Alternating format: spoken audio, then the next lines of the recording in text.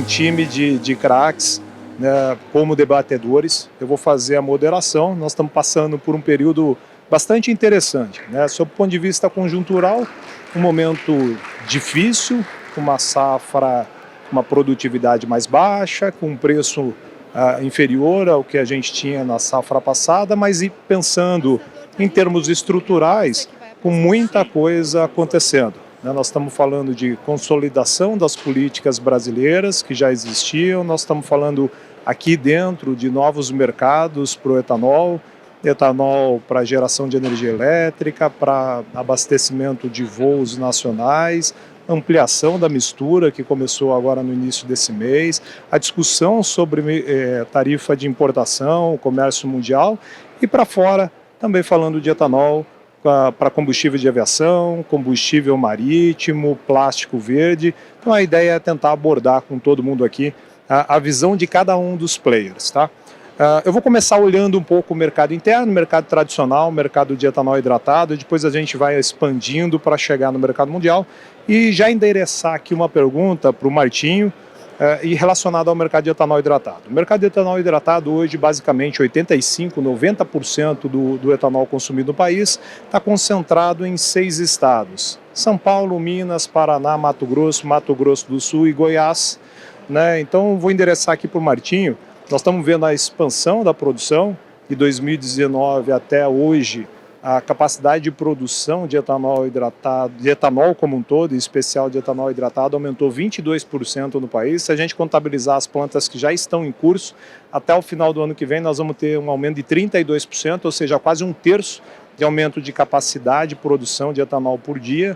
Nós estamos falando algo próximo de 70 milhões de metros cúbicos, 70 milhões de litros por dia, é muito etanol.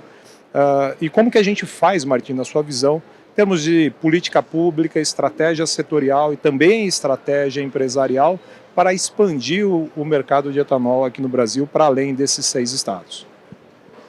Boa tarde a todos, obrigado pela oportunidade de estar participando deste evento aqui.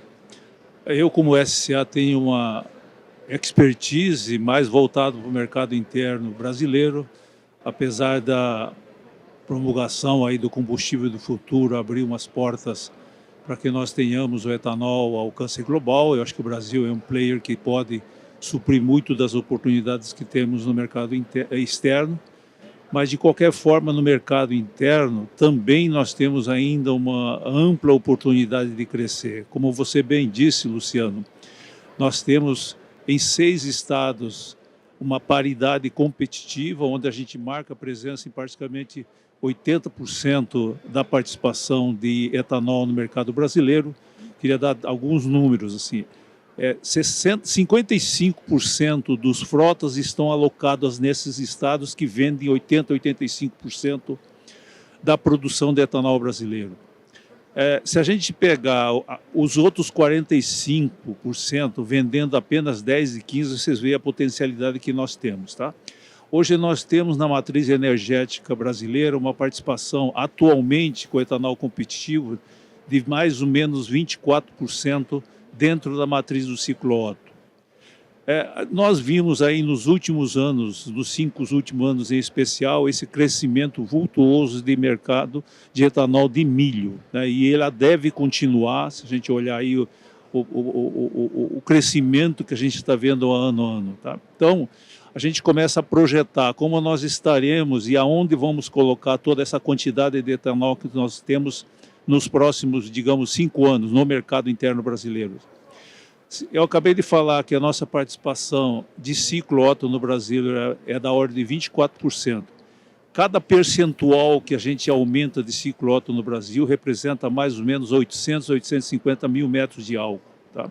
Então, a gente faz uma projeção de 5 anos, a gente pode ampliar ainda mais 4 milhões, mais ou menos, de etanol no mercado brasileiro, né? E para alcançar um nível de 24 para talvez 28, 29, 30. E não pode parar por aí, nós temos um espaço muito maior para crescer. Para usar um outro parâmetro, os estados como São Paulo e Goiás, ela tem uma participação de ciclo Otto já maior do que 40%, 45%. Quer dizer, se o Brasil alcançar esses níveis de parâmetro de participação de ciclo Otto, nós temos a imensidão de álcool que ainda pode ser colocado no mercado brasileiro. Então, eu acho que essa é a oportunidade. Olhando para o futuro, eu acho que a gente tem hoje o etanol de milho entrando em estados onde não tem produção de etanol e ela é uma oportunidade de expandir de uma forma mais competitiva, com uma logística mais barata, esse etanol nesses locais. Eu estou falando da região sul, por exemplo, no Rio Grande do Sul, na Bahia, agora com a Impasa no Maranhão, e assim sucessivamente a gente está vendo a fronteira do etanol sair da cana e alcançar outro território, outros estados que a gente não tem. Então, acho que isso é uma oportunidade nova, diferente, e um pouco mais na frente a gente espera que a tributação ou a reforma tributária também traga uma equalização no modelo tributário brasileiro, onde a gente possa colocar realmente o etanol de forma competitiva, como a gente está vendo nesses estados que já temos uma participação expressiva. Essa é a expectativa que eu tenho para ver o etanol brasileiro ainda ocupando um espaço que está altamente aberto para todos o brasileiro. Outro dado importante para a gente ver o alcance que nós podemos alcançar.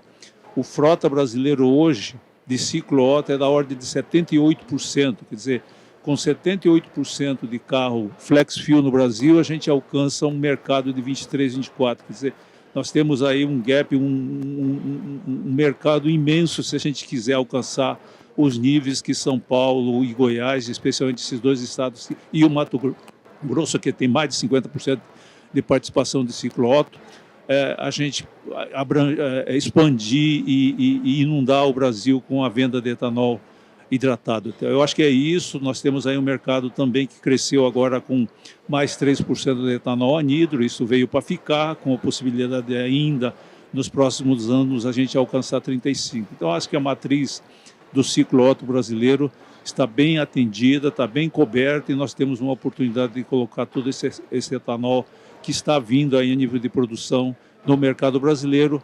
E aí eu vou deixar para os colegas falarem aí das outras oportunidades que o Brasil ainda apresenta no mercado internacional. Perfeito, Martinho. Bom, você trouxe uma visão importante para a gente em termos de demanda, da necessidade de expandir a demanda para outros mercados. Colocou de forma clara que a gente já tem uma medida em curso que deve auxiliar nesse processo, que é a reforma tributária. A reforma tributária prevê que nós vamos ter o mesmo nível de tributo para todos os estados do país, obviamente que demora um tempo, começa lá em 2029, vai ser implementada totalmente em 2032, de tal maneira que a diferencial de preço entre os estados deve ser dado especialmente pelo diferencial de frete e não mais pelo diferencial de imposto.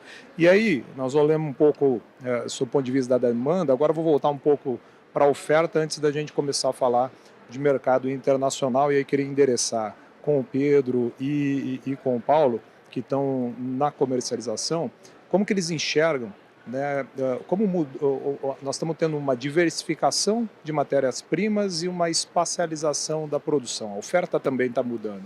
Como que isso tem impactado o mercado e como vocês veem essa nova configuração nos próximos anos? Bom, boa tarde a todos. Então, Luciano, como você comentou, tem acontecido, de fato, uma expansão liderada principalmente pela indústria do etanol de milho. Quando a gente pensa do ponto de vista do consumidor e do mercado, isso traz uma diversificação de matéria-prima e, portanto, uma segurança maior no abastecimento. Então, acho que esse é o primeiro ponto.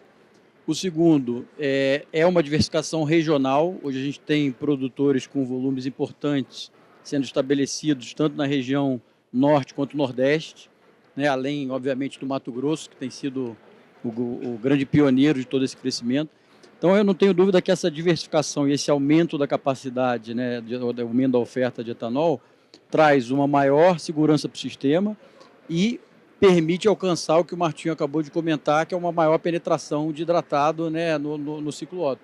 Porque se não fosse essa oferta adicional, a gente não tinha oferta suficiente para penetrar no ciclo Otto. Então, acho que esse além da diversificação, você tem essa possibilidade de uma maior penetração no ciclo Otto. E quando a gente olha do ponto de vista do consumidor, isso é benéfico.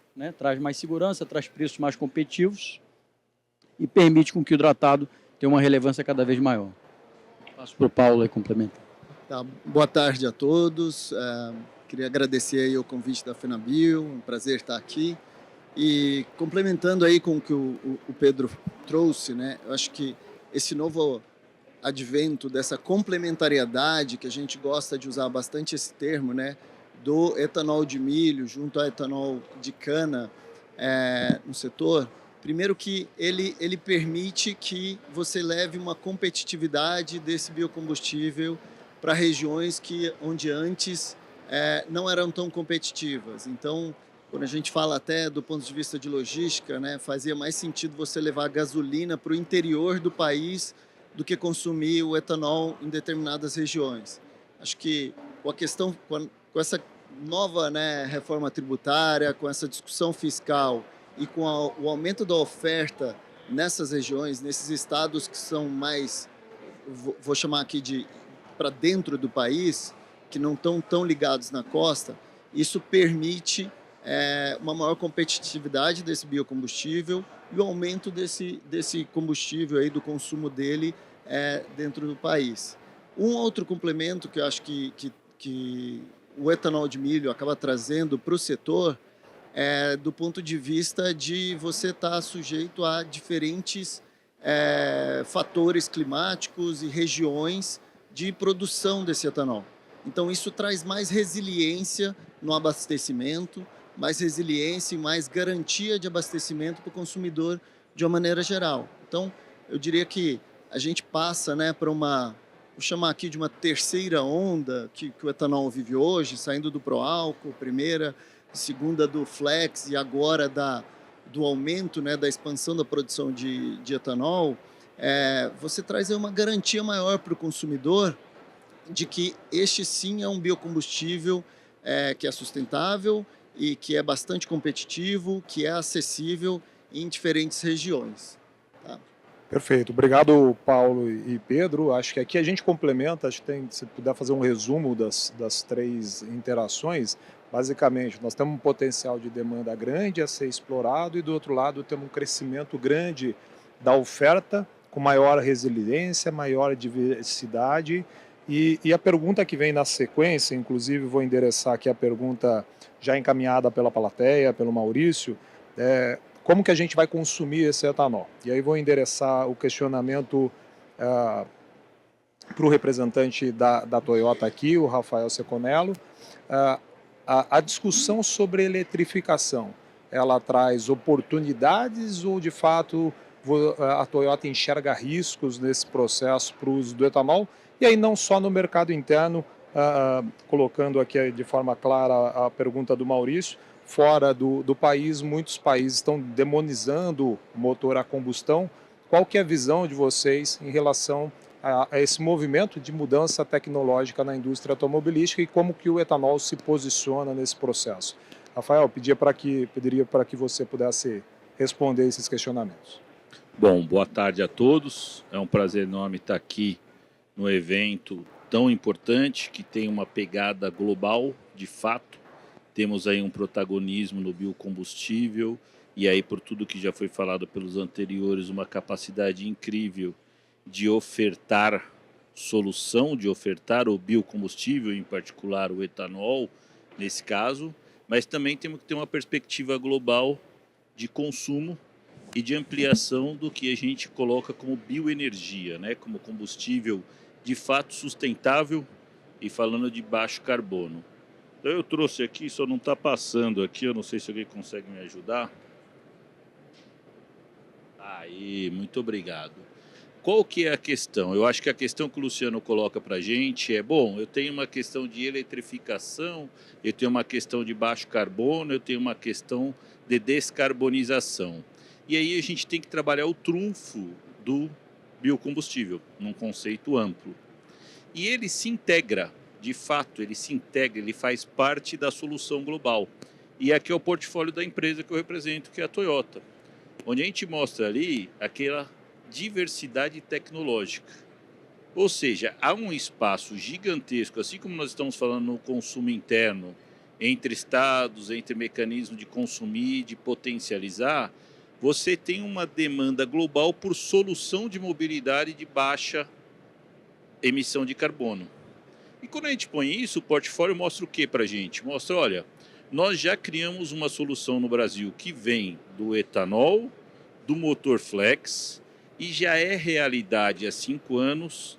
São mais de 100 mil veículos produzidos no Brasil com a tecnologia híbrida flex. Ou seja, ela põe no mesmo cenário o biocombustível, promovendo toda a pegada prática de desfossilização, coloca uma eficiência maior no carro, que sempre foi uma demanda para nós brasileiros, e que é uma solução para quem está lá fora, de você colocar uma maior autonomia no veículo. A partir do momento que você coloca, trabalhando junto, motor elétrico, integrado ao motor a combustão, integrado à solução flex do biofuel, você vai fazer uma eficiência de você rodar muitos quilômetros com combustível.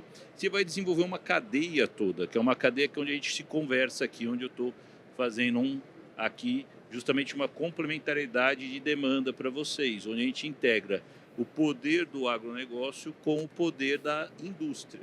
E uma indústria ampla, que envolve todo um segmento e que entrega para o consumidor uma solução que o mundo precisa. Combate da crise climática, você tem uma série de benefícios. E vem justamente da tecnologia que nós dominamos como país, que vocês dominam, que é o etanol nesse momento, e que se proporciona como um motor para essa mobilidade de baixo carbono. Então, quando você vê esse portfólio, está ali, você tem uma série de rotas, e o mundo não é igual, mas também não é completamente diferente. Então, o que eu quero dizer com isso? Talvez em alguns países você fazer um carro 100% elétrico, e a Toyota acredita nisso, vai funcionar. Porém, em outros lugares, como o Brasil, como países parecidos, Estados Unidos, Índia, Tailândia, são países grandes que têm todo um poder do agronegócio, da produção local, seja do açúcar, e avançar para uma produção de bioenergia, que você vai integrar essa solução. Isso vai gerar um ganha-ganha, vai gerar uma solução de desenvolvimento local econômico e uma solução de apresentar. Fora, e o último comentário aqui, do biometano, que gera uma nova energia em cima principalmente do resíduo. E no caso aqui, mais uma vez, os produtores aqui no caso do etanol, têm mais uma fonte de energia para trabalhar, cujas tecnologias automotivas têm como encaminhar e reduzir mais ainda a pegada de carbono do processo, do ciclo todo produtivo e da circulação do veículo na ponta final que estiver usando isso. Então, Luciano, eu acho que a gente tem aqui justamente um caminho que pode ser globalizado. Por quê? Porque nós temos como expandir a produção de etanol, como todos falaram, levar essa tecnologia para outros lugares, aumentar a produtividade e gerar riqueza. A gente pode eletrificar junto com o biocombustível, transformando isso num caso acessível, prático e sustentável. Ou seja, ele é mais barato, ele é mais acessível e ele vai promover uma nova onda de desenvolvimento.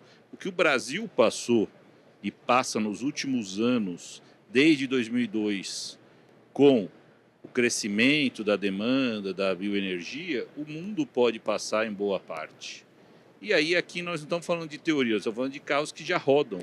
Muitos aqui, eu acredito que rodem com o carro da Toyota. E muitos competidores estão falando a mesma coisa. Estão dizendo, olha, esse é um caminho viável, nós vamos produzir. Então aqui não é uma questão de falar da Toyota, é a questão de falar do potencial do biocombustível, da transição energética e de entregar algo factível. E para concluir um pouco isso, você vai fazer um apelo não só à praticidade, que esse é o modelo, tá? Vocês estão vendo aí um pouco a integração dessa inteligência com uma bateria, que é uma bateria que não precisa de recarga externa. Então ela entrega para o cliente o quê? Uma autonomia, a gente fala que é uma bateria de ciclo perpétuo, que integrado com o biocombustível te entrega da noite para o dia 70% de redução de emissão de carbono, sem você ter que criar novos caminhos e que são praticamente escaláveis. Isso que a gente já faz aqui, integrado no Brasil, É escalável para a América Latina, para grande parte dos países. É escalável para os Estados Unidos, fazendo uma política pública interessante. É escalável para a Índia, cujos debates já estão acontecendo. É escalável para outros lugares. E a gente pode fornecer todo esse know-how nosso. E para concluir, por que isso é tão bom? Porque se você comparar com um carro 100% elétrico, e de novo, não é uma questão de uma única via. O primeiro slide que eu apresentei, todos os caminhos são viáveis e todas as forças são bem-vindas para a gente poder entregar uma mobilidade de baixo carbono. Mas quando você entrega para a questão prática, você vai ter muito menos minério, muito menos níquel, muito menos extração, muito menos custo e muito impacto ao você poder mostrar esse slide que eu coloco aqui. Para você produzir um carro elétrico em questão de minério, você consegue entregar mais de 50 carros híbridos, cuja redução de carbono para cada carro é 70%, em torno de, até mais, a depender. E isso faz com que nós tenhamos aí na mesa o que o painel está se propondo, uma possibilidade de expandir cada vez mais isso de forma sustentável. E sustentável de todos os sentidos. Eu estou falando da sustentabilidade ambiental, estou falando da sustentabilidade econômica do negócio, porque fica de pé, porque não necessita de uma mudança tão grande, e viabiliza novos mercados, em todos os sentidos, desde a plantação, no caso do milho, do etanol, de qualquer um dos vamos dizer assim, das matérias-primas da bioenergia. Ele cria um mercado de máquinas, todo implemento agrícola, que nós estamos falando aqui num fórum, que vai ter que aumentar a produtividade, vai ter que criar.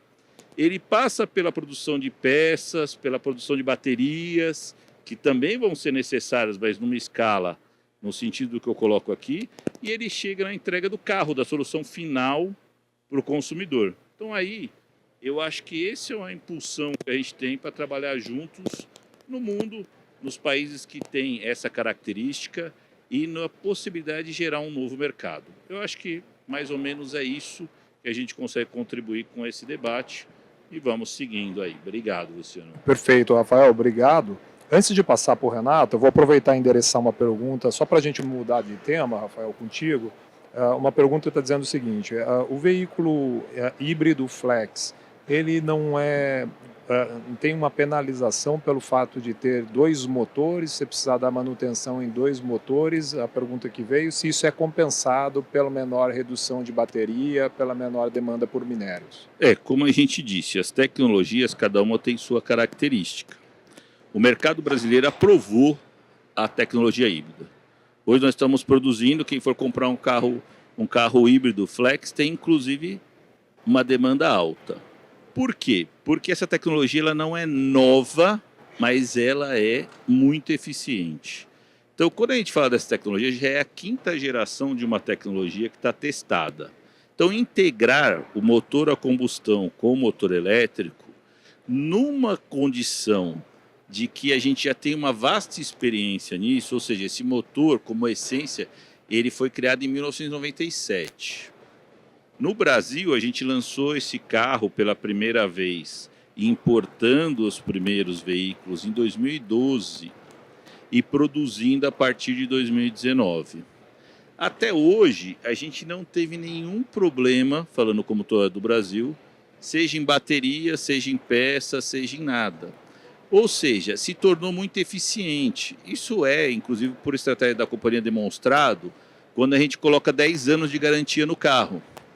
Porque justamente você não tem histórico. E é o contrário, se você pensar no uso do veículo, imagina você ter que preparar uma rede de concessionários, um mecânico e tudo isso para o carro 100% elétrico.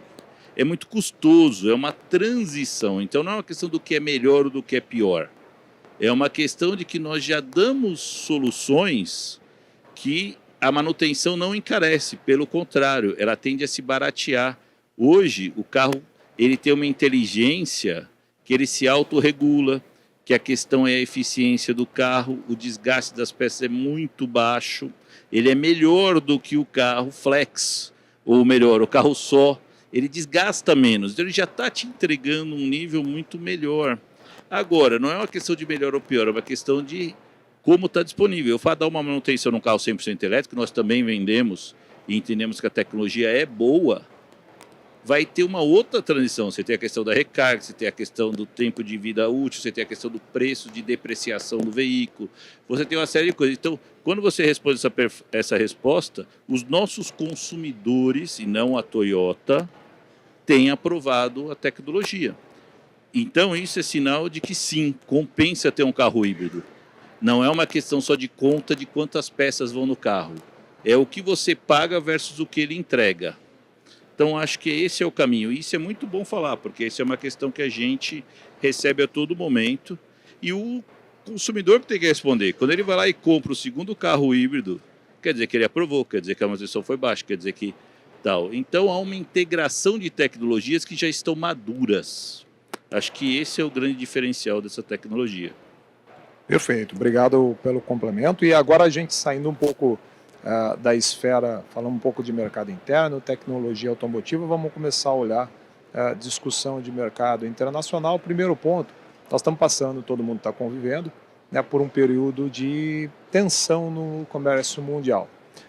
E esse período de tensão está trazendo uma série de impactos, né, desintegração de cadeias, rediscussão de fluxo de comércio, e especificamente o Brasil está vivenciando um momento importante relacionado com o tarifaço. Obviamente a gente exporta um volume pequeno de etanol para os Estados Unidos, mas nós temos abertura de uma investigação com uma suposta discriminação do etanol americano que eventualmente poderia ser trazido para o Brasil. Então eu queria endereçar para o Renato. Renato, como que você vê essa discussão, qual que é o impacto dela e se faz sentido essa alegação de discriminação do etanol americano aqui no mercado nacional? Olha, boa tarde. Primeiro cumprimentar você, Luciano, e a mesa que eu digo, os companheiros que estão aqui falando, a nosso presidente Mário, que representa aqui a Bioenergia Brasil, né, onde eu integro, né, como vice-presidente. São 17 estados no Brasil que fazem a produção e a gente criou aí um trabalho institucional bem organizado, bem concatenado por Mário Campos.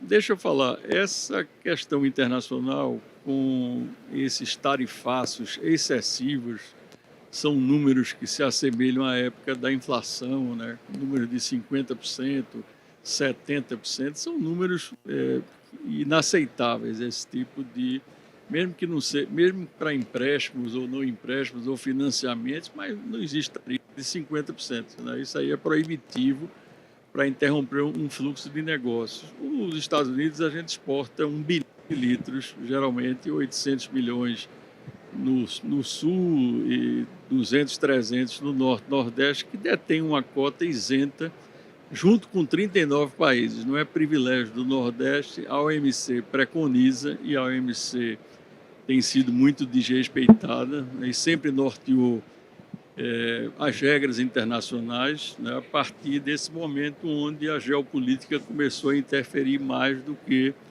a própria normatização. Hoje, quando você vender para um país, for exportar, não é necessário só o cliente ser bom. Já era assim, porque alguns países que tinham dificuldades, quando você exportava, você tinha que ver o risco de crédito, né, se você iria receber, se o cara abre carta de crédito, se é confirmada por banco de primeira linha, se não é. Mas tem os riscos completamente distintos do que do próprio trading, né? E hoje realmente a geopolítica mudou totalmente, né? O Brasil tem uma cota desde 1960, foi precursor nessa cota, junto com 39 países, eram menos, hoje são 39. Uma cota onde não há critério em favor do Brasil. O Nordeste produz, por exemplo, 3 milhões e 900, 3 milhões e 800 mil toneladas de açúcar e o Brasil produz 45 milhões. Em qualquer cenário, até o Nordeste, a gente é o maior do mundo em tudo, vis-à-vis todos os suppliers dos Estados Unidos, República Dominicana, que é muito próximo a eles, né? Eles têm capital provavelmente muito próximo uns dos outros, né?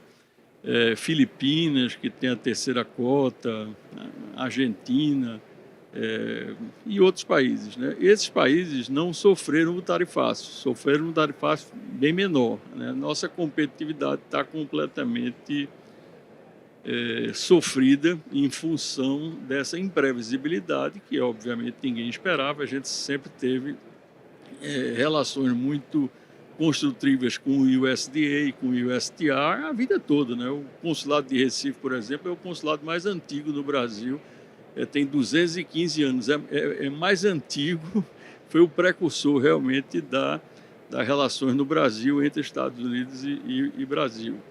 E apesar da boa performance, até porque todo ano, nesses anos todos, o Nordeste sempre performou a sua cota e sempre obteve nos remanejamentos, né, países que não conseguiam performar, as cotas passam para os Estados Unidos e o USDA redistribui o Brasil.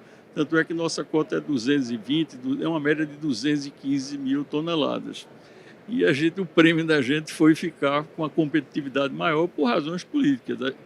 A gente aí constata que realmente esse mundo político interfere muito no risco do negócio, né? Esse macroambiente político aí tem um poder de interferência enorme.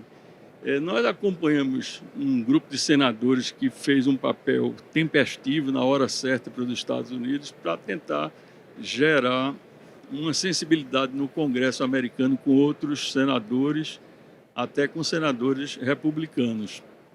O que a gente sente é que o nível de conhecimento deles sobre o Brasil é mínimo, né? Eu fui estudante americano em 1973 e pouco evoluiu o nível de informação sobre o Brasil, mesmo nas pessoas mais escolarizadas e tudo mais. Eles realmente, o Brasil é uma coisa assim muito, não tem a relevância que a gente pensa que tem, né? No entanto, nessas questões ideológicas tem tido, porque tem conseguido impingir ao Brasil até rótulos que não são rótulos que condizem com o país, né? Essas cotas foram completamente desarrumadas. A gente espera que nos próximos 4 meses, não adianta falar em 3 meses, 2 meses, acho que hoje os Estados Unidos estão muito preocupados aí com a geopolítica, com a Índia, com a China, né, para depois ter os olhos sobre o Brasil. Agora, nessa safra a gente vai exportar menos, né, etanol, inclusive, açúcar, inclusive, né, vai haver uma solução de continuidade. O açúcar, sobretudo, não acredito que vá se pagar, continuar pagando os níveis de tarifas que existem, é o que abarrota mais nosso mercado interno. Agora, uma coisa é certa, os Estados Unidos, eles são deficitários no mercado de açúcar, né? A gente tem que se contentar e ter menos desespero, porque eles necessitam, produção versus consumo, importar pelo menos 2,5 milhões, 2.700.000 toneladas de açúcar, é muita coisa. Eles conseguem fechar um número aí nessas cotas de 1 milhão de toneladas. As outras cotas são em outras modalidades, como first come, first served, que já é o próprio refinado, que basicamente quem consegue performar são países vizinhos a eles, né? Mas não vão fechar o número todo e vai ser necessário um número com o Brasil. Eu acho que é uma questão de tempo, de paciência. Quinta-feira passada, eu estive numa reunião com o encarregado de negócios, que é o embaixador em exercício nos Estados Unidos. Ele muito construtivo, diferente da postura inicial, quando a gente foi lá em Washington e tudo, realmente havia um pânico no ar. E acho que as coisas agora começam a assentar. O Brasil também está fazendo hoje uma medida provisória com medidas compensatórias, né, para quem tem um dano realmente irreparável. Vão existir algumas medidas, tipo medidas fiscais, né, para incentivar durante um tempo certo, né, algumas compras de frutas, o próprio açúcar para merenda, etc., alguma coisa que venha a minimizar o problema. E acho que nos próximos 4, 5 meses, né, as cotas não foram anunciadas ainda. A gente sabe que o ano fiscal americano é de outubro de um ano a fevereiro, março do ano subsequente. Na prática, vai até setembro, mas na prática, nas telas é basicamente isso. Geralmente a tela de outubro e a tela de março, que vai até maio, mas você tem que embarcar antes. E essas cotas não foram sequer anunciadas, são sempre anunciadas em julho, agosto. A gente ainda corre o risco de sequer constar dessas cotas, acho improvável, completamente improvável. O Brasil também entrou, através do presidente Alckmin, que está de parabéns, já com um painel na OMC, com a fase preparatória desse painel, que tem um emblema muito positivo sob o ponto de vista do mercado global, até porque os Estados Unidos entraram também com a lei que entraram, aquela que é Magnitsky, né, que é um nome difícil de pronunciar, e em contrapartida a gente entrou também com um painel, né, ou seja, com a fase preparatória de um painel. Então as coisas a gente tem que evitar, na minha opinião, distorções e intrigas pelos jornais, né, e ter uma atitude mais construtiva, mais diplomática, para tentar resolver uma coisa que é de interesse de ambas as partes, inclusive das refinarias lá dos Estados Unidos e tudo mais. Agora, uma coisa é certa, se houver exportação, quem vai pagar a tarifa somos nós, não é o consumidor americano, não é o refinador, porque no preço net, líquido que eles vão pagar a gente, eles já deduzem a tarifa.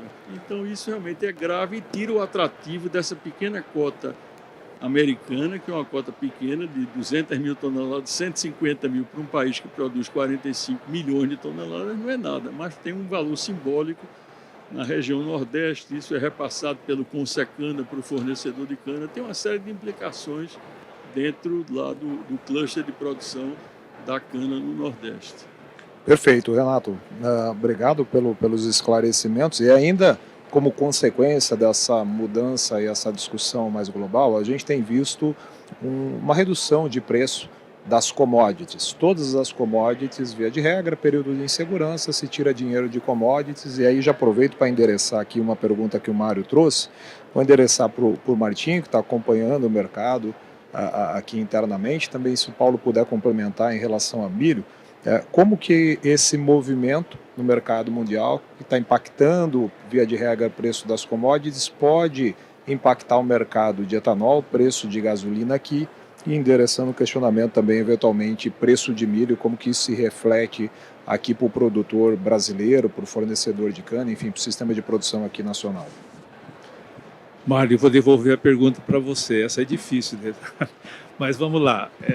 Eu acho que a gente vive o seguinte: o Renato fez uma ampla explanação sobre os riscos ou as consequências que a tributação, o tarifaço está trazendo, mas a gente vive uma apreensão aqui, porque nós temos uma tarifa Mercosul de 18%, blindando o nosso etanol ou etanol americano na entrada no Brasil. Isso, especialmente para a região Nordeste, ela é primordial, para nós também é primordial, a nível de... porque você vai baixar a régua, baixar o teto com 18% sendo retirado. E aí sim a gente tem uma desvalorização da nossa commodity, na realidade que nós temos aqui. Eu acho que a gente tem dois parâmetros de preço que a gente usa no Brasil aqui. Primeiro talvez o segundo seja o parâmetro da taxa de importação, como um preço que arbitra os nossos etanol, especialmente nos portos do Nordeste. E a segunda, logicamente, é calibrar a paridade no tamanho que a demanda exige vis-à-vis com o preço que a Petrobras pratica. Tá? Eu acho que nesse instante agora, objetivamente, esse conflito geopolítico está trazendo uma estabilidade muito grande no barril de petróleo. Isso a gente está vendo com muita força. Segundo ponto, o câmbio, o real se valorizou muito e a gente está vendo uma arbitragem que pode, se continuar dessa forma, abrir um espaço que a Petrobras faça uma redução de preço, quer dizer, trazendo para uma realidade muito presente, né, da realidade que nós estamos vivendo hoje. Eu acho que a ameaça do preço da commodity ou do etanol no mercado interno brasileiro, ela sofre essas inseguranças, quer dizer, a gente tem uma safra que está bem calibrada para o tamanho da dimensão da demanda que o Brasil tem, mas sob o ponto de vista de preço, a gente tem esses riscos atribuídos hoje. Se a tarifa cair, vamos baixar a régua. Se o preço do etanol no mercado pela Petrobras também cair, o preço do etanol, não, da gasolina cair, a gente vai ter, exatamente no momento que você tem um custo financeiro elevado, que você está guardando um produto para entre safra, especialmente os produtores de etanol de cana, um risco de você ter todo esse custo de carrego depreciado no momento da comercialização. Eu acho que esses são os riscos que nós temos e eu espero que a diplomacia brasileira tenha uma capacidade de equilibrar os interesses dos produtores brasileiros nesse aspecto. A gente paga uma conta pesada pelo lado do açúcar, o Renato bem colocou, eu acho que esse 18% que nós temos vis-à-vis com mais de 80% no volume de açúcar que nós exportamos já é um desbalanço grande que nós temos na competitividade, pensando na Concession ou na TR. Então, é isso que nós vivemos no momento. Tá? Eu acho que, não sei se o Paulo tem para complementar, mas essa é a minha visão. Luciano, eu acho que, só endereçando também a questão do preço do milho, aí, o milho, ele, como todos devem saber, ele é comercializado no mercado mundial e ele segue muito dinâmicas desse mercado que não estão necessariamente associadas ao nosso mercado de combustíveis aqui. Isso vale inclusive para a produção de milho aqui no Brasil, né? Então, essa correlação ela não é direta, porém, quando a gente olha aqui para o Brasil, cada vez mais a produção de milho tem olhado, né, para a produção de etanol a partir desse grão e existe aí uma valorização do milho que está no interior, né? Então, aquilo que a gente chamava o milho equiparado à exportação, você acaba tendo ali uma valorização nesses mercados de interior em função do desconto logístico para exportação, você acaba deixando ele ali no mercado interno, ao invés de ter o custo logístico para exportação. Então, essa é uma dinâmica que foge muito a dinâmica do preço do etanol para a gente. Eu também concordo com o Martinho, que segue muito mais uma dinâmica aí, olhando, né, para o principal concorrente, que é a gasolina, e a paridade nessas regiões. No caso da indústria de etanol de milho, o preço do milho, ele não necessariamente pode ser um limitante da produção do etanol, até porque boa parte desse custo ele acaba sendo offsetado pela nutrição animal, né, que são os chamados DDGs. Então, existe uma correlação direta desse produto com o grão. Então, geralmente, fica aí em torno de 40%, 45% que você acaba offsetando do custo dessa matéria-prima através desse DDG, que também varia em função do custo de milho. Então, você tem um amortecedor aí. Tá? Então, eu diria que a dinâmica de preço, ela está olhando muito mais, né, para uma eventual redução ou alta do preço da gasolina ou uma eventual importação de etanol, e que esse sim olha também para uma outra dinâmica de preço. E aí, até para provocar um pouquinho, para dar uma pimentada, né, a gente olha aqui no nosso mercado, a gente exporta e importa um volume relativamente baixo em função do que é negociado internamente. Então, a nossa precificação, ela obedece muito à dinâmica de mercado interno.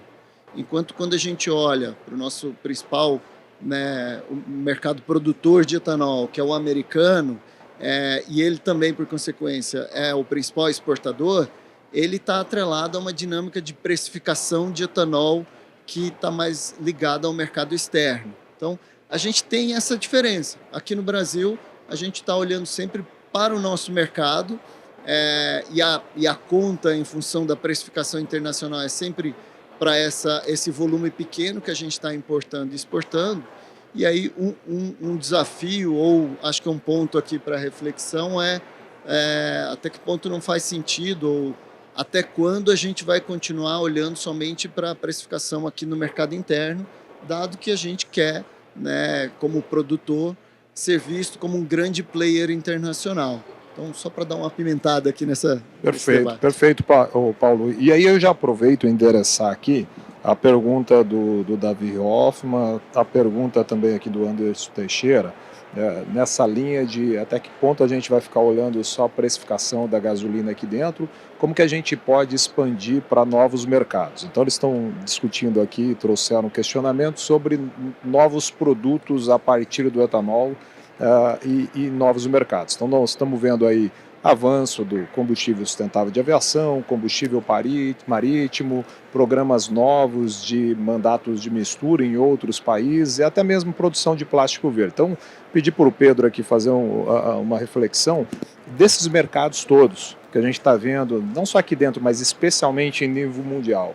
Qual deles você entende que tem maior potencial no curto e no médio prazo e o que a gente precisa fazer como setor para poder atender esses novos mercados? Certo, Luciano. Tem alguns mercados que vale a pena aqui a gente comentar que são os principais, seja de curto, seja de longo prazo. O primeiro, sem dúvida, a gente já comentou aqui, é o aumento de mistura, seja de blend na gasolina, seja de hidratado, no próprio mercado brasileiro. Esse é um mercado, talvez, que tem um potencial de 5 milhões de metros cúbicos nos próximos anos. Tem uma base de demanda já existente, que é a frota flex, que também já foi comentada aqui.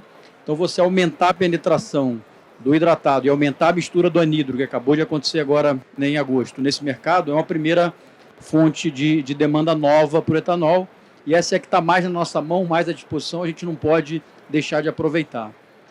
As outras tendem a vir um pouco mais adiante. A mais emblemática, talvez, e que tem o maior potencial, é o SAF. A gente vê um potencial a partir de 2030 de SAF de 8 milhões de metros cúbicos ano de demanda de etanol. Então as plantas ainda precisam ser construídas, essa planta pode ser no Brasil ou fora, então isso vem um pouco mais para frente, mas SAF é um deles. Biobunker tem uma demanda potencial de outros 3 milhões de metros cúbicos, então a gente já somou aí 11. A gente pode falar de plástico verde, que é o polietileno verde, somando outros 3, então já tem 14. E quando a gente soma com mistura e potencial de uso no Brasil, a gente está falando de outros 6 milhões de metros cúbicos. Então a gente tem só nesse pacote aí 20 milhões de metros cúbicos de potencial de demanda adicional, seja no curto, seja no longo prazo. E aí, para completar, o que pode vir também de demanda em outros países? São as misturas na gasolina de outras regiões. Acho que vale a pena comentar aqui os Estados Unidos. Hoje os Estados Unidos produz 65 milhões de metros cúbicos de etanol, mas sobram 8. E sobram 8 por quê? Porque eles estão limitados à mistura de 10%. E lá é uma demanda inelástica, que depende diretamente da gasolina. Se eles tivessem ido para a mistura de 15%, que era o objetivo inicial do mandato americano, não haveria esse excedente no mercado americano para exportar. Então o mundo do etanol estaria muito mais balanceado. Então acho que esse é um mercado potencial sempre gigante. O outro é a Índia. A Índia tem crescido o mandato, hoje mistura em torno de 15%, com o objetivo de chegar a 20%. Porém, é um mercado que tende a usar a produção doméstica. O Brasil não exporta, é proibido, na verdade, importar para o mercado de combustível. Lá você faz importação apenas para o mercado industrial, mas ajuda a balancear o mercado brasileiro com menos exportação de açúcar, e aí o Brasil consegue produzir um mix mais açucareiro e assim balanceia indiretamente o etanol. E por fim o Japão. O Japão é talvez dos mercados potenciais de mistura seja o maior. Eles têm hoje mistura em torno de 2% via TBE, que leva etanol como componente. O objetivo é chegar a 10% até 2030. Isso ainda não foi regulamentado, mas é o plano do Japão. Isso traria uma demanda adicional em torno de 5 milhões de metros cúbicos de etanol, né, por blend do Japão, e como eles não produzem doméstico, teria que ser importado, seja dos Estados Unidos, seja do Brasil. Então, quando a gente soma todas essas 5 vertentes de demanda que eu falei, SAF, Biobunker, polietileno verde, mistura e blend no Brasil e mistura em outros países, a gente está falando de 25 milhões de metros cúbicos de etanol potencial. A gente acredita que isso venha principalmente a partir de 2030, mas ainda tem uma estrada para percorrer até chegar lá. Perfeito. Aproveitando aqui, o Renato, endereçando aqui o questionamento sobre biorefinaria, queria que você trouxesse a visão em relação à produção de hidrogênio a partir do etanol. Eu sei que a região tem uma aptidão, uma condição diferenciada. Queria que você trouxesse sua visão pensando médio e longo prazo. Olha, eu não estou convencido de um progresso sustentável nesse quesito. O estado do Ceará procurou atrair muitos investimentos. Em Pernambuco tem sido a coisa mais cautelosa. Inclusive o próprio etanol, eu já vi contas que mostram que a competitividade do etanol em relação ao uso do hidrogênio, né, ou seja, utilizando no processo do hidrogênio, são índices que não são da melhor competitividade nossa se houver na frente outro tipo de aplicação de destino para o etanol. Além de ser um processo vagaroso, a gente sente que a coisa não está madura ainda, né? Tem até uns campos de treinamento, de estudos, né? O Senai tem feito um bom trabalho nesse tipo. Você vai ver lá em Pernambuco, né, na visita à SUAP, no dia subsequente ao fórum nosso, no dia 2 de setembro, e tem lá uma operação já do Senai, né, com essa parte de hidrogênio verde e tal, uma operação mais de banqueta, numa área lá para mostrar o andamento. Então, eu não sinto a coisa tão madura, apesar do tempo que se fala esse assunto, né, mas não sinto. Acho que tem outras alternativas mais prementes que vão decolar mais rápido, como o SAF, como outras que a gente tem escutado aí, elencadas aí, tudo pelo nosso amigo Pedro aí. Obrigado. Perfeito, Renato. Acho que aqui a gente tem, né, uma visão mais ampla. Nós estamos falando muito, uma trinca fazer um complemento aqui. Eu acho que o Pedro colocou aqui uma potencialidade enorme. É bom a gente sempre lembrar assim, eu vi a apresentação do Flávio da Lecar, eu espero que a gente tenha, por sua iniciativa, como a gente tem uma Embraer no Brasil, né? A gente tem uma vocação de fazer muitas das commodities e exportar. A gente está com o SAF, com o objetivo de mistura de 1% já definido a partir de 2027, e 2027 é ali. A quantidade de investimento que nós precisamos para que isso se torne realidade é enorme. E a gente, como potencial produtor de biocombustíveis, quer seja de etanol e de outras fontes de biocombustível, tem uma oportunidade imensa de fazer uma segunda Embraer aqui com produção qualificada, com valor agregado muito maior na questão do SAF. Tá? Então, acho que a potencialidade que nós produzimos hoje de poder abastecer o mundo, ela não pode se limitar a simplesmente a gente botar no navio e mandar para os outros países industrializarem e fazer com que o valor agregado seja maior. Essa é uma oportunidade que nós temos, que o combustível do futuro está dando aqui, não só no SAF, mas no bunker, no biometano, no biogás, etc., de oportunidades. E a gente vê ainda hoje muito distante dessa oportunidade que poderia se materializar dentro do país. Eu acho que essa é uma observação que a gente tem que ter e, enfim, mirar para que a gente agregue valor às nossas commodities que produzimos. Bom, ainda nesse quesito, o Rafael pediu aqui a palavra. Por favor. Não, justamente a deixa do Martinho, ela é fundamental no sentido de quanto que a gente tem ainda para criar de valor na complexidade da bioenergia sendo a fonte, mas entregando muita coisa. Então, imagina o potencial que a gente tem com os veículos híbridos flex, biometano, 100% etanol, uma série de soluções que a gente vai criar uma cadeia de adensamento que pega toda essa cadeia que está reunida aqui hoje.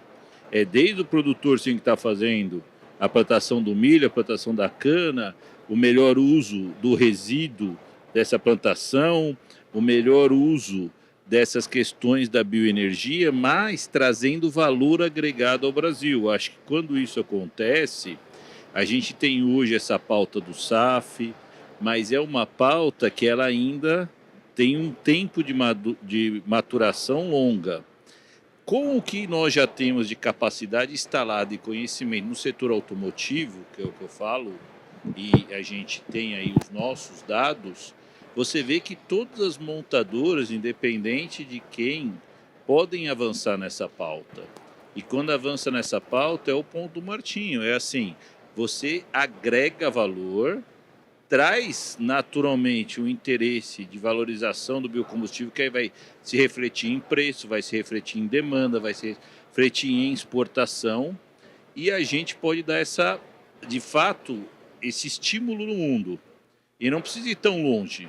Se você faz um bom trabalho, sei lá, vou dar exemplo, Bolívia, Argentina, Colômbia, que é toda uma capacidade de integração regional diante do cenário complexo que o Luciano e também a gente já colocou aqui, de questões globais, de questões tarifárias, você vai trazer uma demanda de muita agregação de valor e que vai criar diversidade nessa produção e nas tecnologias. Às vezes algo que não é tão valorizado, vou insistir de novo, por exemplo, um biometano pode virar uma mudança de chave, ele pode não ser só hoje um resíduo, ele pode ser um agregador de valor na cadeia muito grande.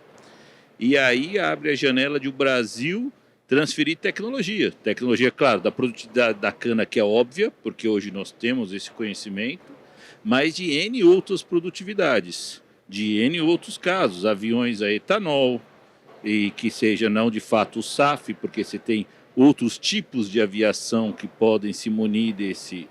Eu estou dando aqui opiniões. Agora, é claro, como conhecimento de causa na indústria automotiva, a partir do momento que há uma aceitação gigantesca do veículo híbrido movido a etanol, você vê como duplicar, triplicar, quadruplicar, elevar isso a uma potência gigantesca. Então, tem muito atrelado a como gerar conhecimento. E aí é um ponto que também Renato colocou, e aí é o meu último comentário. O nosso maior desafio, o desafio da humanidade, é a ignorância, é a falta de conhecimento. Quando a gente se aprofunda e traz para a pauta e dá mais clareza sobre os ganhos, você está indicando para os investidores, isso aí eu não estou falando só para brasileiros, investidores de fora, a investir no país, a levarem coisas daqui para fora, que é o que agrega riqueza. E aí, a pauta da bioenergia é uma pauta ainda muito nebulosa. Quando você discute combustíveis sustentáveis, você coloca uma pauta global, mas que cada um faz seu entendimento sobre um prisma. Quando nós aqui conseguimos expandir isso e mostrar, e esse é o nosso papel, a eficiência, a possibilidade de tudo isso, você vai abrir um pouco essa expansão global, não só pela demanda da commodity, como disse o Martinho, mas pela demanda do know-how de toda a cadeia que é gerada nisso, e que nós vamos ser, em algum momento, investidos ou investidores, dependendo da ponta dessa relação. Eu acho que esse é um ponto que não podemos deixar de pensar juntos, porque abre novas possibilidades. Esse seria um comentário aí nessa linha do que foi dito. Perfeito, Rafael. Acho que é interessante, aqui a gente começou o painel com uma preocupação de, poxa, eu tenho um volume crescente de produção, estou buscando o mercado e depois de meia hora de painel nós estamos vendo que logo ali à frente talvez tenha várias oportunidades em diferentes áreas, né? De fato, nós estamos falando de etanol, mas tem novos mercados, o etanol e a bioenergia no Brasil é fundamental. Só para a gente ter uma ideia, hoje 60% da produção de energia renovável do Brasil vem da bioenergia produzida pelo agronegócio. Então a eficiência que o agronegócio tem em capturar energia solar, converter em biomassa, converter em açúcar e depois na indústria a gente converter isso inicialmente etanol, depois bioeletricidade, biogás, biometano, talvez mais adiante, combustível sustentável de aviação, biobunker e assim por diante, traz para o Brasil uma condição diferenciada. Só a indústria açúcar-energética hoje usa 1% do território nacional e representa 20% de toda a energia consumida no país. Então, se eu somar combustível, energia elétrica, tudo, toda a energia primária, 20% vem dessa indústria. E nesse mundo de transformação, que a gente olha de um lado, vários mercados, novas possibilidades de descarbonização para áreas, inclusive, que até 4, 5 anos atrás a gente nem imaginava. Nós estamos falando de um programa de descarbonização do mercado de gás, por exemplo, a partir do início do próximo ano, com biometano, né, coisa que há 4, 5 anos poucos vislumbravam. Então, nesse momento que a gente tem vários mercados de um lado, tem mudanças tecnológicas significativas em curso do outro lado, e, obviamente, uma reconfiguração mundial que está pautada não só por questões econômicas e tecnológicas, mas também por questões geopolíticas. Eu queria deixar aqui uma última pergunta, a gente tem cerca de 20 minutos, e aí pedir para cada um gastar aí uns 4, 5 minutos para respondê-la. Dentro desse cenário, como que vocês veem o setor daqui 10 anos, 2035, qual que é a posição do setor sucroenergético, qual será, e do etanol na matriz global? E o que a gente precisa fazer, seja como país, seja como setor ou como empresas, empreendedores, já para que isso aconteça. Então, pedir para cada um feche, começar lá com o Renato e na sequência a gente passa para os demais. Bom, nunca faltou álcool no Brasil. O que houve no 1970 e pouco foi uma questão logística pontual, né? Mas o Brasil sempre chega lá, sempre faz as misturas, né? Sempre complementa. Agora, eu concordo com o Pedro aí, que falou com muita propriedade. A gente tem que ir para as coisas mais objetivas, 30%, 35%, arrumar mercado. Mas é preciso um grande trabalho para aumentar o tamanho do mercado brasileiro. A gente está muito longe ainda, na minha opinião, apesar dessas contas são muito bem feitas, dessas prospecções, mas tem os efeitos, condições normais de temperatura e pressão, né, tudo. Então o mercado interno precisa ser trabalhado, né, e é preciso haver mais confluência, né, e mais aderência da indústria do petróleo, né. É preciso conversar mais. Você vê nos Estados Unidos, essa questão lá, não tem presidente da República que consiga melhorar os níveis de blend dentro dos Estados Unidos, porque a indústria do petróleo é autônoma e é mesmo. Não tem presidente da República lá que mude o status quo que existe lá, né? A gente podia trabalhar muito mais com os próprios Estados Unidos juntos, né? Fazer um trabalho aí de produção, né? de mercado, e não se trabalha porque é uma coisa ainda meio intransponível. É preciso também rever essa relação, como é essa relação das vendas, né? Alguma coisa tem que mudar nesse modelo aí para esse mercado interno crescer. Isso eu acho um limitador muito grande para o futuro do setor. Nós temos, e o meu otimismo vem pela capacidade empreendedora do Brasil, pela tecnologia acumulada, pela massa crítica que existe. Eu comecei no setor, o álcool, o etanol, que chamava-se álcool, era uma coisa completamente residual. Você vendia mais melaço para alimentação, para exportação, né? As cooperativas de Pernambuco, de Alagoas, exportavam melaço para empresas de gado, né? Na Holanda, nos outros países. E o álcool era nada, e a gente galgou o álcool, né? Galgou misturas depois, foi galgando, foi criando produtos, né? E eu tenho certeza que a gente vai diversificar e vai numa rota. Mas o grande veio, o grande filão é o mercado interno para descarbonizar e para trabalhar. Agora é preciso ter um interface mais maduro com a indústria do petróleo. Perfeito, Renato. Vou ouvir então aqui do meu lado esquerdo, aqui do início para o fim, começar com o Pedro. Pedro, como que você vê o setor daqui a 10 anos? O que a gente precisa fazer? O Renato trouxe uma visão muito clara que a gente tem um espaço grande no mercado interno e precisamos ter algum tipo de interação mais intensa com a indústria do petróleo nessa configuração dos próximos anos. A sua visão diante do que está acontecendo aqui dentro e fora do país. Então, como eu havia falado antes, né, acho que a demanda potencial dos 20, 25 milhões de metros cúbicos a partir de 2030 está lá. A gente tem no Brasil o produto que o mundo inteiro deseja, né, que é o combustível líquido, limpo, renovável, com baixa emissão. Então, é isso que todos buscam ao, eventualmente, inclusive, preferir o carro elétrico. Então, a gente tem essa solução disponível no Brasil. Então, é muito difícil não acreditar, né, nesse futuro.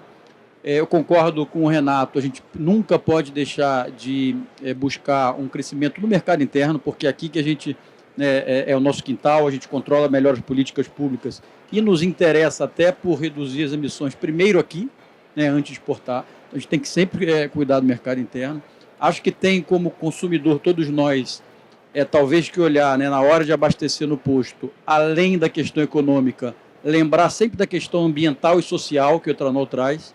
A maioria, inclusive alguns que estão até aqui, devem fazer a conta só econômica, então passou de 70% da gasolina, né, migra para a gasolina, então a gente pode ter, acho que todos nós, uma consciência um pouco maior do benefício que é abastecer com etanol, né, que é ter carro flex. Então, acho que tudo isso vai contribuir para a gente atravessar os próximos anos, onde esse potencial de demanda ainda não está presente, né, atravessar ele contando mais com o mercado interno, e aproveitando a capacidade que a indústria sucoenergética brasileira tem de migrar o mix para o açúcar. Essa é uma capacidade fantástica para aproveitar, né, os melhores preços. Então, essa capacidade precisa ser utilizada, tem sido, mas precisa continuar sendo utilizada nos próximos anos para a gente conseguir chegar à próxima década e aproveitar todo esse potencial que vem pela frente, que com os volumes que eu comentei, e aí todas essas demandas que a gente já falou aqui, SAF, biobank, plástico verde, aumento de blend, que eu acho que o mundo vai precisar, é isso que o mundo busca e a gente tem a solução pronta aqui no Brasil.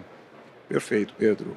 Obrigado. Martinho, queria ouvir sua visão para os próximos 10 anos dessa indústria. Para os próximos 10 anos, eu vou comentar. Primeiro, olhando o retrovisor de 10 anos, a gente olha claramente de que em 10 anos a gente ficou estabilizado, estagnado em 600 milhões de cana aqui na região Centro-Sul, nos 60 milhões na região Norte e Nordeste, e a gente viu uma vertiginosa, assim, exponencial crescimento de etanol de milho. Eu acho que isso é uma realidade, ela veio para ficar, e a competitividade que a gente tanto olha hoje do etanol milho e etanol cana está na mesa, né? E isso também não temos como mudar.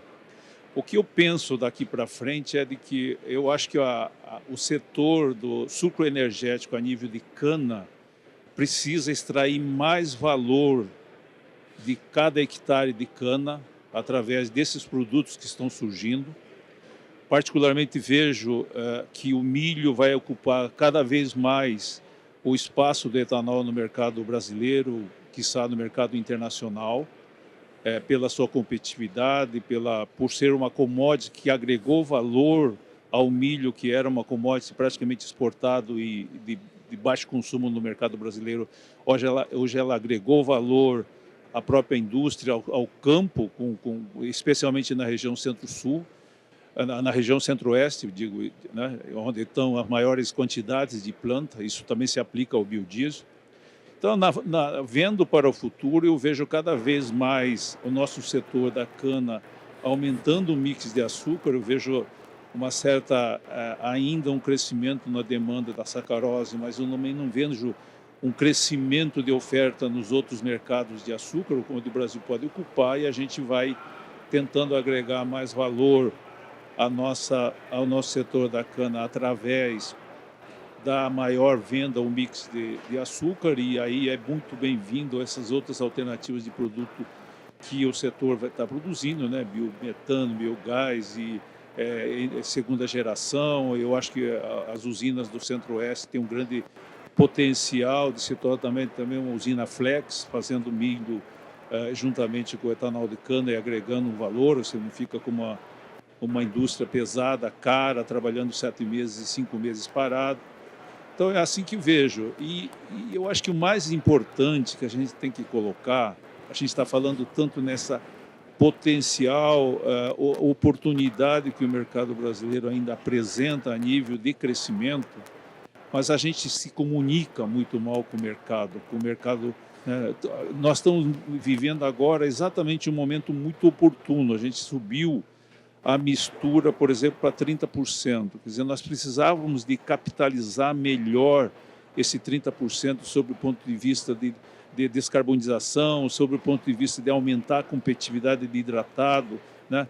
Então, essas coisas assim, a gente tem que colocar com mais veemência, como teve agora a monofasia do etanol hidratado no mercado brasileiro, também vai trazendo mais competitividade, porque, para quem não sabe, a monofasia trouxe aqui uma redução de carga tributária ao etanol hidratado e um pouquinho mais de carga tributária à energia, a combustível fóssil, que é a gasolina, né, que é o etanol anidro. Tudo isso precisaria de ser levado ao consumidor para que a gente alcançasse esses mercados que a gente não alcança.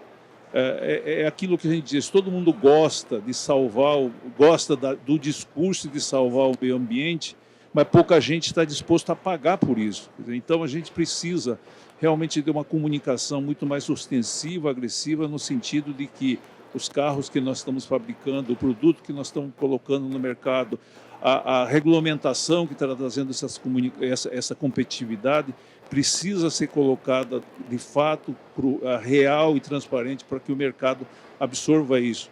Daqui a 2 anos ou 3 anos nós vamos ter uma reforma tributária onde já está com a emenda constitucional prevista uma competitividade maior, equalizada no mercado brasileiro, como hoje já tem no diesel, na gasolina, com o ADREM colocado, onde eu quero acreditar que, de fato, com o custo logístico do etanol de milho alcançando alguns lugares onde a cana não alcança porque se torna caro para chegar lá, o etanol de milho vai cobrir esse espaço. E se a gente tiver a competitividade na parte tributária em todos os estados, eu não tenho dúvida que de 2030 para frente nós vamos ter uma equalização do preço do etanol no mercado brasileiro e aí sim alcançar a potencialidade que nós estamos vislumbrando hoje. Hoje a gente tem estados que têm 50% da matriz energética com etanol hidratado e a gente tem estado que tem 7, 8% e muitos estados onde você não tem uma bomba de etanol hidratado. Quer dizer, então, o descompasso que existe hoje no mercado brasileiro é consequência disso, é comunicação, é tributação, é logística e tudo mais. Tá? Então, acho que esse é o trabalho que tem que ser desenvolvido. Olho muito o mercado brasileiro como a maior oportunidade de potencial ainda que nós podemos abraçar além do crescimento do cicloto natural que o Brasil vem apresentando de 2, 3% ao ano. Tudo isso eu acho que é muito bom para o país. Tá? E, além disso, se vier toda essa oportunidade que a gente está falando de mercado internacional de exportação, ou eventualmente até de a gente materializar em indústria brasileira exportadora de um produto acabado, nós estamos no céu. É isso que a gente imagina do nosso setor. Tá? Obrigado. Desculpa, me estendi. Perfeito, Martinho. Então, o Renato trouxe a necessidade da gente olhar o mercado interno, o Pedro trouxe uma visão mais otimista de que nós estamos produzindo um produto que todo mundo quer e tem vários mercados, se alguns deles vingarem na intensidade que a gente quer e entende, nós vamos ter uma demanda grande por etanol. O Martinho trouxe agora a necessidade do setor se comunicar melhor e agregar valor. Então, queria ouvir a sua visão, o Paulo, até porque quando a gente olha 10 anos para trás, muito do que aconteceu, não só da indústria com etanol de milho, mas também de outros produtos, não estava no radar. Então, olhando os 10 anos para frente, o que você vislumbra em termos de expectativa? 10 anos atrás, o etanol de milho nem era comentado aqui no Brasil, né? E falando em 10 anos para frente, é difícil não ser um pouco repetitivo, dado que a gente tem entusiastas do setor aqui no Palanque, né? Eu vejo sim uma expansão da produção e da oferta de etanol em diferentes estados no Brasil. Eu vejo sim uma maior competitividade do etanol e eventualmente um maior consumo desse combustível nessas regiões, um acesso de forma mais contínua. E aí, fazendo alguns ganchos aqui, né, eu vejo que algumas dessas oportunidades que a gente vem discutindo hoje, né, combustível de aviação, marítimo, indústria química, eu acho que em 10 anos isso deve sim se desenvolver. A mistura em alguns países é bem provável que vai ser uma realidade, né? O Japão é um país que estuda bastante, mas quando ele decide, ele realmente implementa aquilo que ele anuncia e já anunciou isso. Então, a difusão do etanol no mundo vai ser uma realidade. E ela vem como uma realidade que eu vejo como dois apelos, né? Um do ponto de vista de sustentabilidade, né, por descarbonização, e outro que ao mesmo tempo está ligado é uma redução da dependência do combustível fóssil. E esses dois pontos, a gente está nesse momento passando por uma fase delicada de discussão do ponto de vista das certificações, do reconhecimento, né, desse biocombustível, da redução de pegada de carbono dele, do reconhecimento e da comprovação de toda a cadeia produtiva sobre essa redução de pegada de carbono. Então, a gente passa também por um momento de maior, eu diria, profissionalização ou maior tecnicidade do setor.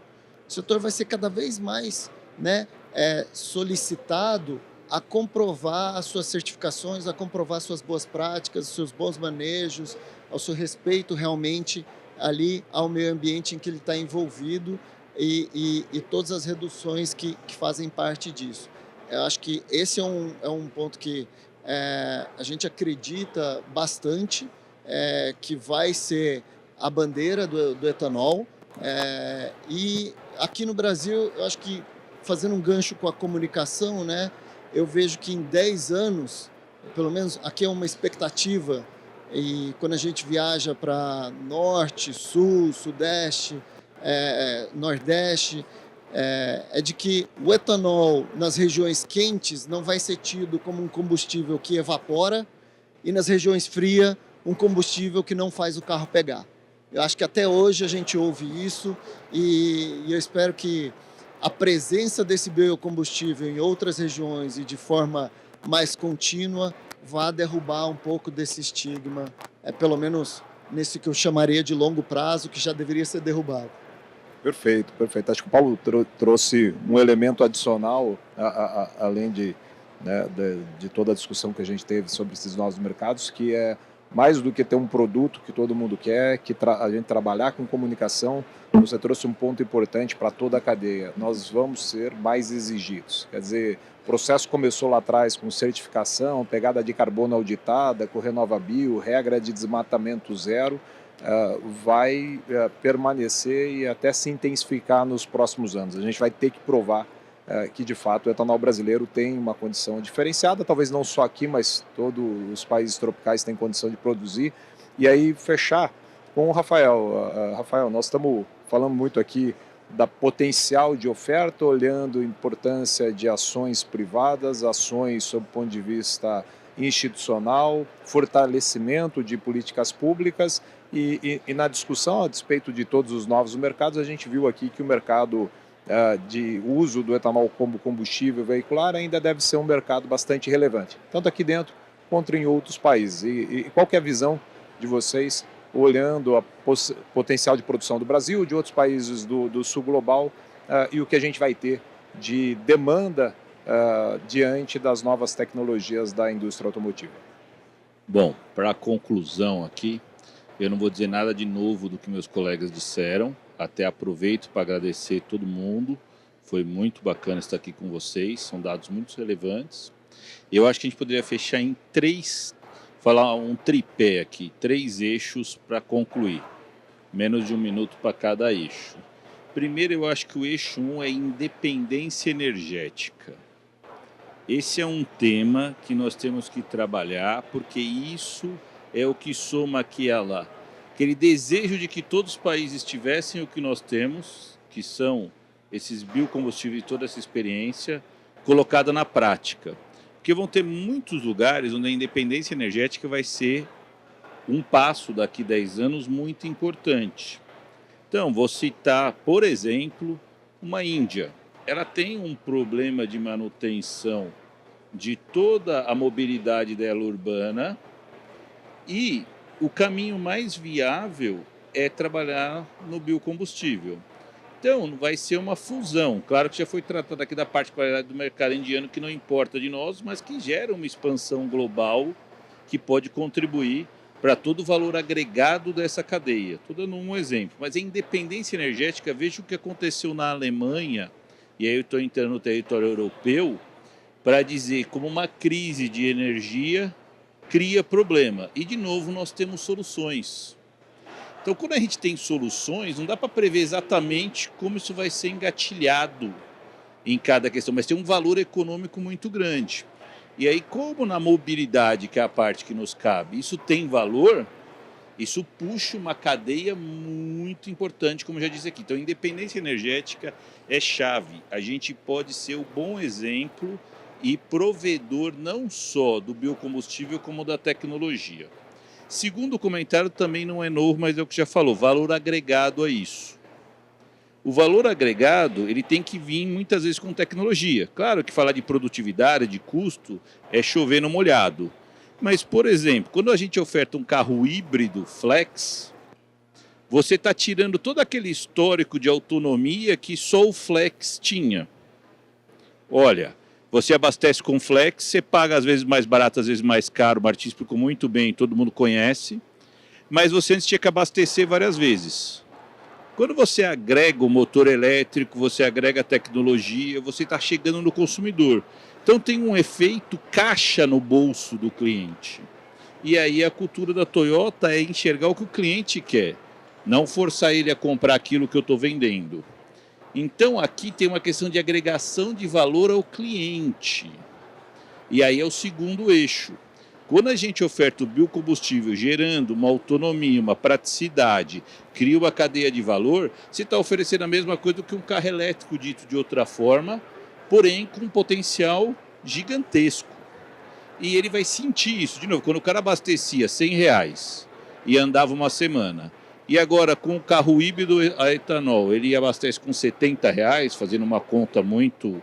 Ele tirou toda a diferença que historicamente nós brasileiros estamos acostumados, que foi muito dito aqui, mas que lá no exterior eles nem sabem disso. E a gente tem um potencial para explicar. E para fechar o terceiro eixo, naturalmente, é como que a gente se comunica melhor. É a questão da ignorância versus os dados científicos, os dados reais. E aí eu chego na pauta da sustentabilidade, das COPs, que por ser no Brasil hoje está um tema tão em voga, mas não é a COP do Brasil que vai resolver.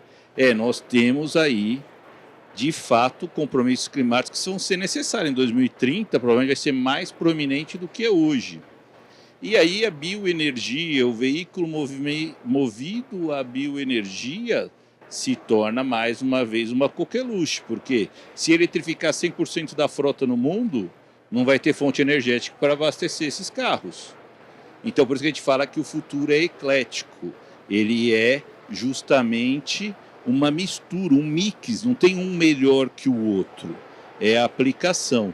Então com esses três eixos, você consegue enxergar um 2030, um 2050, muito promissor para esse setor, apesar dos desafios, e por isso que nós temos mentes brilhantes aqui e aqui para construir isso.